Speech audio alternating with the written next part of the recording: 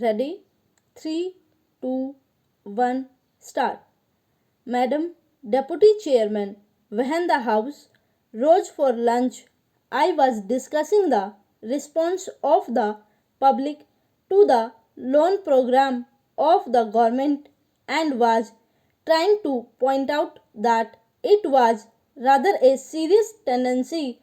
in the sense that the response of the public had been proved to be poorer during the second plan period than during the first plan period. I was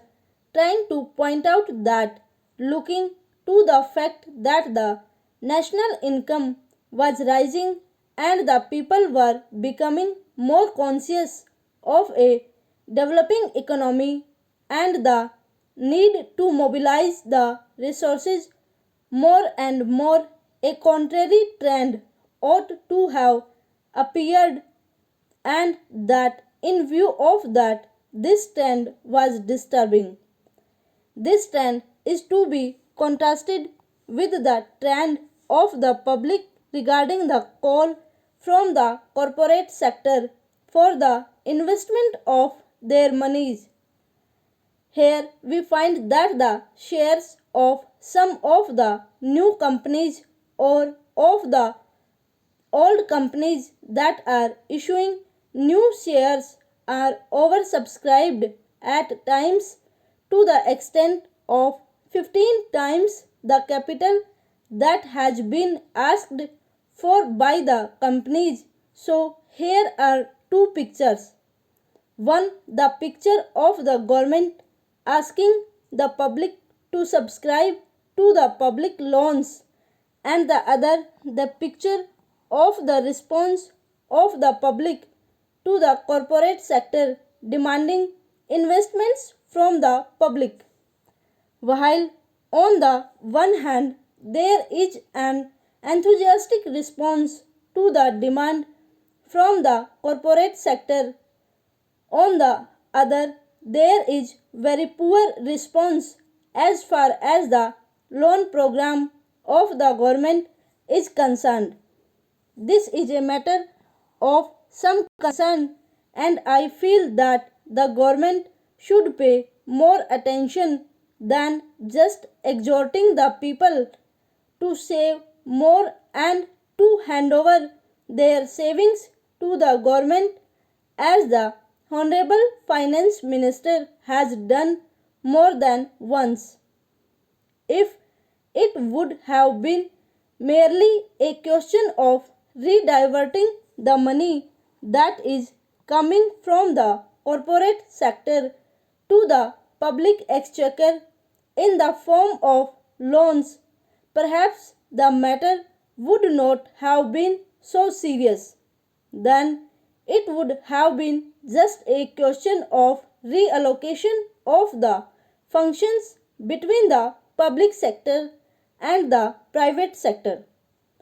But I feel that there is a large amount of money which is just changing to some lucrative channel, and that explains why the response to the demand from the corporate sector is 15 times. This shows that 14 times that particular capital is not required by that company, and if there had been some adequate step or measure whereby originally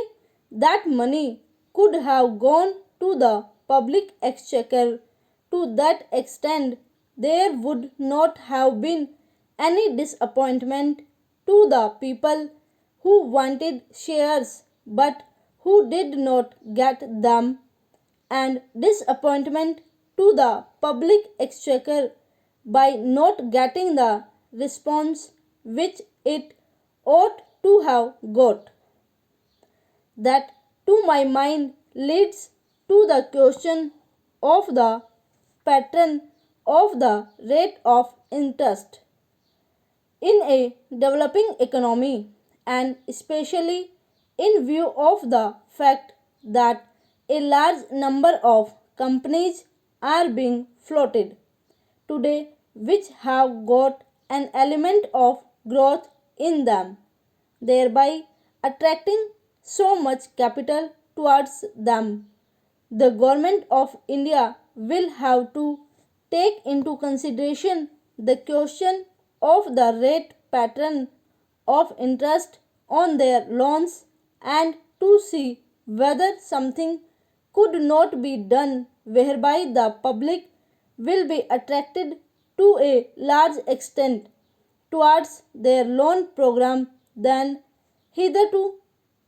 It has appeared in the press that the question of supply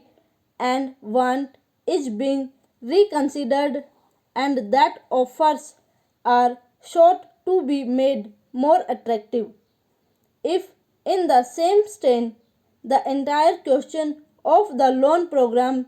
is also considered,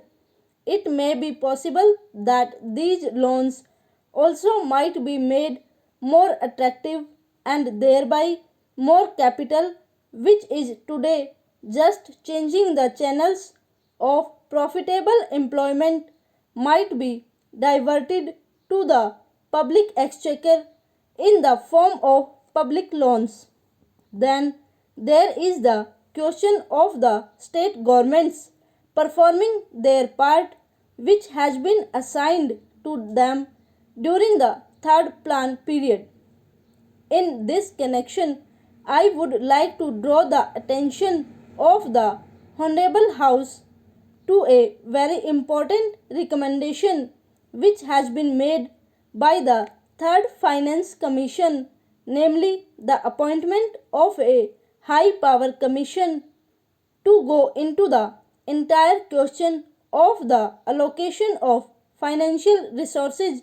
between the central government and the state governments.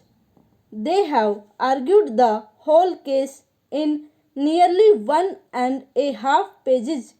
in order to show why it has now become necessary that a high power commission should be appointed to go into this important question. According to the Third Finance Commission, the allocation of resources between the center and the states was made at a time when planned economic development was not visualized. When the constitution was framed, the development of the public sector, the new responsibilities which the state were going to assume and a plan era were not properly visualized, and it was under these conditions that these allocations were being made. Stop over.